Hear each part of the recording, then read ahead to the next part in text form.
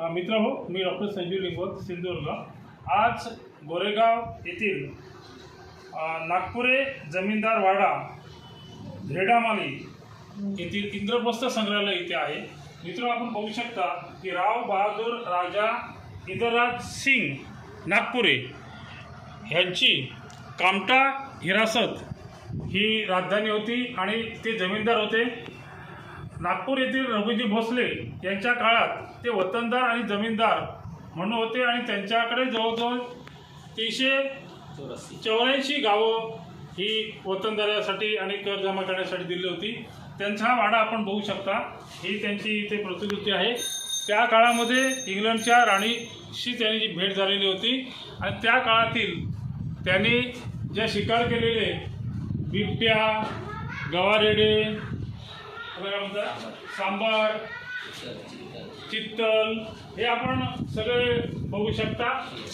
त्याचप्रमाणे हा शेर आपण बघू शकता आणि त्यावेळेचे फोटो ही आपण एक त्यांची त्यावेळेची हे प्रतिमा बघू शकतो, जी ते परदेशातून बेल्जियममधून तयार करून आलेली होती।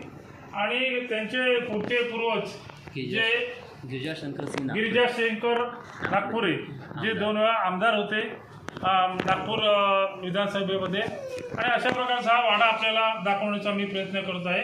त्याचप्रमाणे आपण बघू शकता की त्यांच्या काळातील त्यांनी वापरलेल्या ह्या बऱ्याचशा वस्तू आपण बघू शकतो।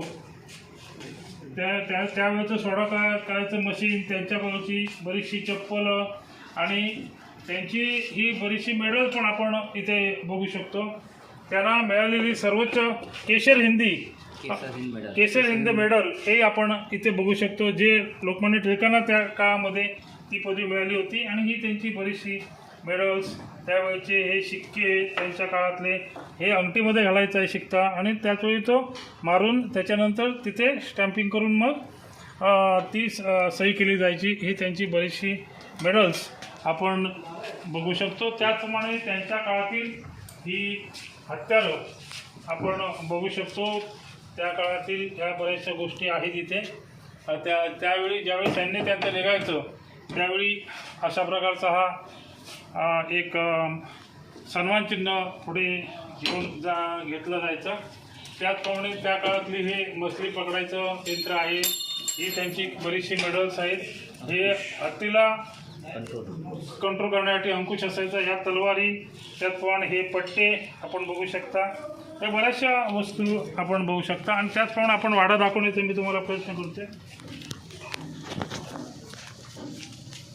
हा अशा प्रकारे प्रचंड मोठा वाडा, सर ह्या साईडने दाखवा, अशा प्रकारे वाडा त्याने हे केलेला आहे।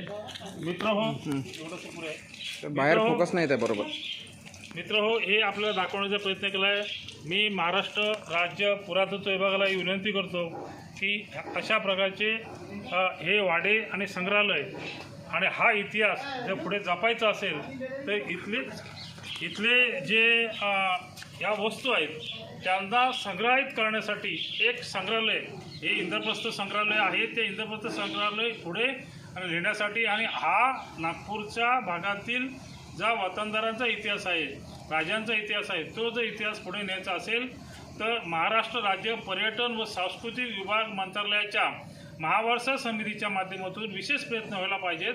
आणि मुख्य पर्यटन जर वाढवायचं असेल या भागातील तर इथले विधायक असतील, इथले खासदार असतील, त्यांचं लक्ष याकडे केंद्रित करण्याचा मी ज्या वेळ येईल त्यावेळी प्रयत्न करेन। पुरातत्व विभागाने महाराष्ट्र शासनाच्या हे प्रिझर्व्ह करण्यासाठी विशेष लक्ष द्यावे असं मी आपल्याला विनंती करतो। मी डॉक्टर संजीव लिंगवत, महाराष्ट्र राज्य पर्यटन सांस्कृतिक विभाग महावारसा समिती सदस्य, सिंधुदुर्ग।